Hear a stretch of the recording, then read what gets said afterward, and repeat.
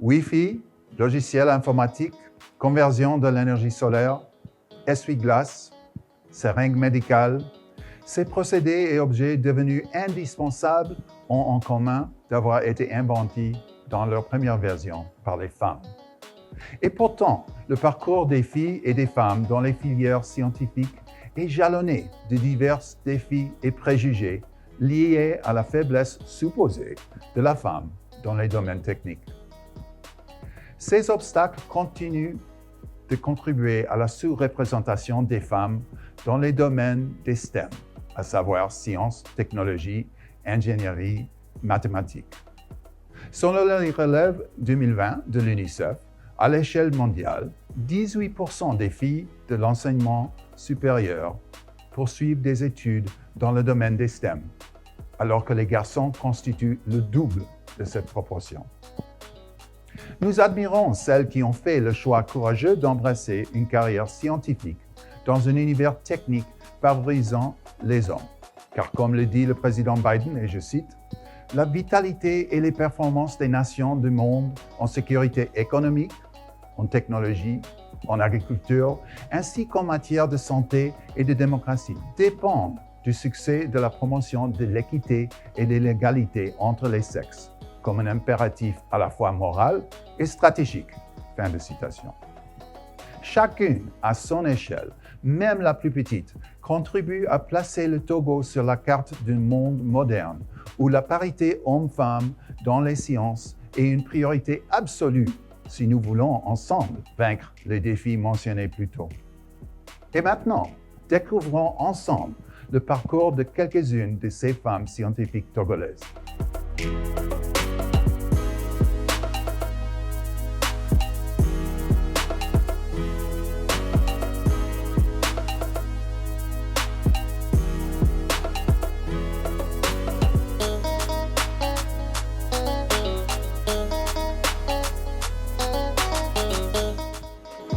La présence féminine est dorénavant très ressentie dans tous les domaines scientifiques au Togo. Elles sont fortes, dynamiques, travailleuses et elles n'ont pas peur d'être jugées. Elles ont compris qu'en réalité, la femme était science. La cuisine que nous faisons, c'est des réactions acides bases, c'est des réactions chimiques qui sont réalisées, donc, mais on ne le prend pas à sa juste valeur parce que la femme, vous êtes issu d'une femme et quand maman fait à manger à la maison, vous allez dire mais c'est succulent, mais oui, combien de sel je dois mettre, combien de cubes magie pour celles qui utilisent, on utilise, c'est-à-dire combien de feuilles je dois mettre, de légumes je dois mettre, combien d'eau, ces petits ajustements, en fait c'est des réactions chimiques qui concourent à l'objectif final, au goût. Donc au fond, la femme, c'est une femme de science. Elles sont devenues des héroïnes pour d'autres jeunes filles qui hésitent encore à embrasser ce secteur dit masculin. Ces femmes, très souvent volontairement en retrait, ont pourtant tout en commun. Cette ténacité à poursuivre leurs objectifs scientifiques tout en gardant un lien fort avec leur pays. Les femmes sont largement sous-représentées dans les domaines STEM.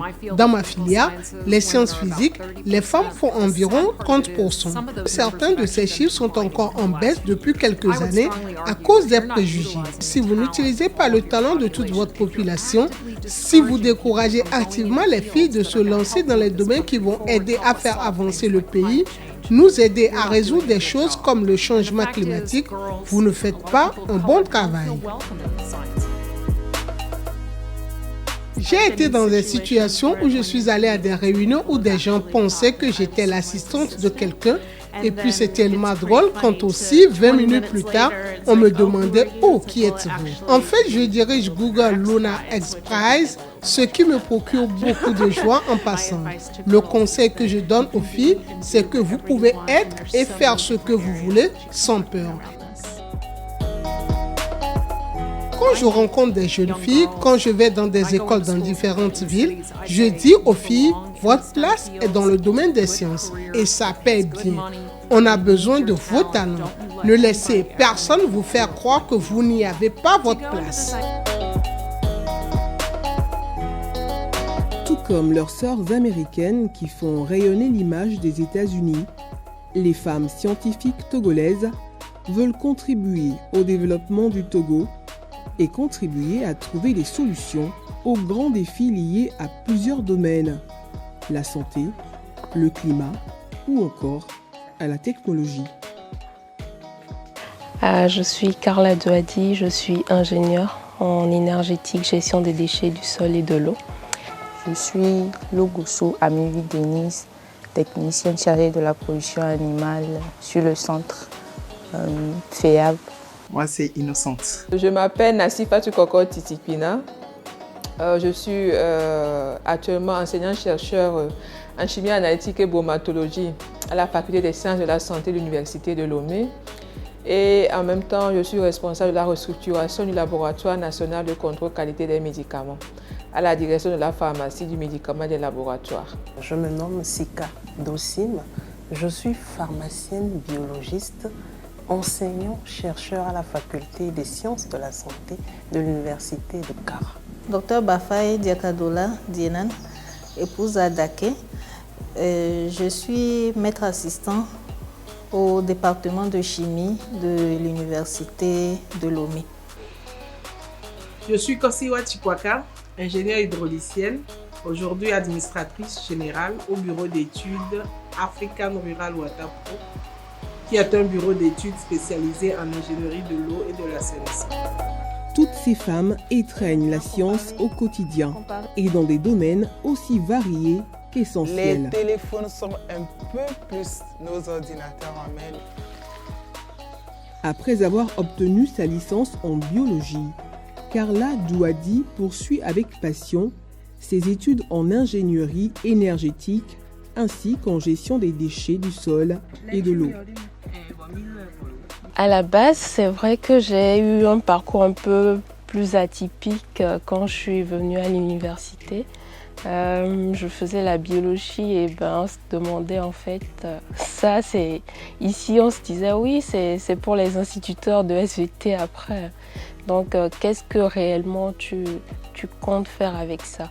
Et j'avoue que même moi j'aimais ça parce que j'aimais en fait la recherche scientifique, travailler dans des labos. Directrice du centre FEAB, ferme école agroécologie bioénergie située dans la ville de Tchévier d'Alavé, où elle essaie d'inculquer aux jeunes filles tout ce qu'elle a auparavant acquis. Elle va à la rencontre des communautés et des collectivités où elle exerce son savoir-faire. Souvent on dit que la femme est au centre, parce qu'avant tout, quand même, c'est la femme qui gère plus le ménage. Et on voit que, justement, au niveau du ménage, quand on fait surtout le bilan en Afrique ici, la majorité de l'énergie provient de la cuisson. La cuisson à partir de l'utilisation du bois ou du charbon ou des foyers, mais aussi de l'utilisation de l'électricité. Et je pense que la femme est plus en charge de cette gestion-là. Donc une fois qu'on touche les femmes, on touche en fait la productivité, justement la résilience du ménage là. Et je pense on agit local, mais on pense local, on agit local, mais ça agit globalement en fait sur tous. Denise Amivi Logosu, à 4 ans, rêvait déjà de blouse blanche. Lorsque j'avais 4 ans et que je devais passer en odontologie à l'hôpital CHR d'Atakpami, là où j'avais vu une blanche en blouse, je me disais, quand je serai grande, je serai un personnel de santé, je serai dentiste. Ce rêve d'enfant devient son leitmotiv durant tout son parcours scolaire. Aujourd'hui, elle n'est pas médecin comme elle le voulait, mais plutôt technicienne attitrée, chargée de la production animale à la ferme École Agroécologie Bioénergie. Déjà au CEG, on me disait que j'excellais bien en matière littéraire. Et par après, quand j'avais eu mon BPC, il y avait mon professeur d'histoire géo qui me disait « Ah, toi, tu es bon en matière littéraire, donc tu devais plutôt faire la série A4. » Mais là, Puisque je me disais que je devais m'ingérer dans le domaine de la santé, on me dit non, que je dois faire plutôt la série D. Et bon, moi je croyais que c'était quelque chose de trop difficile, mais par après, j'étais sortie, j'avais quand même fini mes études, j'avais fait le bac 2.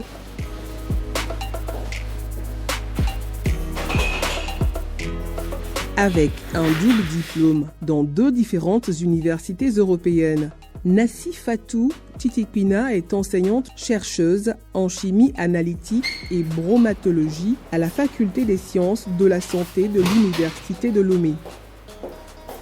Elle est aussi la chargée de la restructuration des laboratoires nationaux des contrôles qualité des médicaments à la direction de la pharmacie et des laboratoires. Actuellement, elle suit aux États-Unis dans le cadre de la bourse Fulbright, un programme du département d'État qui lui permet de faire des recherches scientifiques pendant 9 mois dans diverses universités. Son amour pour les sciences a débuté depuis l'enfance grâce à ses parents.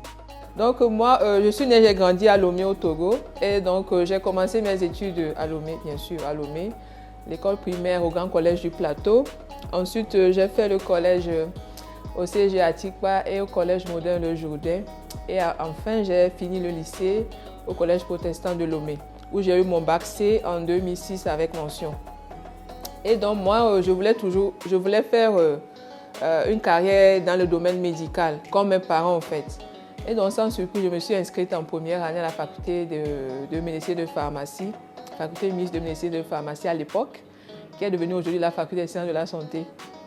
Et donc, je me suis inscrite et j'ai obtenu donc mon doctorat en pharmacie en 2012, en étant au major de la promotion. Après cela, j'ai voulu continuer toujours dans l'esprit d'apporter un plus à la santé.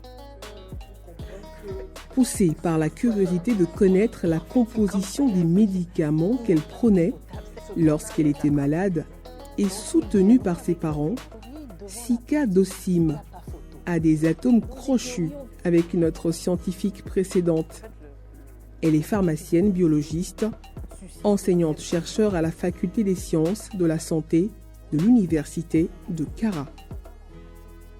Ce qui s'est passé, c'est que je crois que à l'âge de 7 ans, je suis tombée tellement malade, je tombais fréquemment malade, et j'en avais assez de prendre ces médicaments.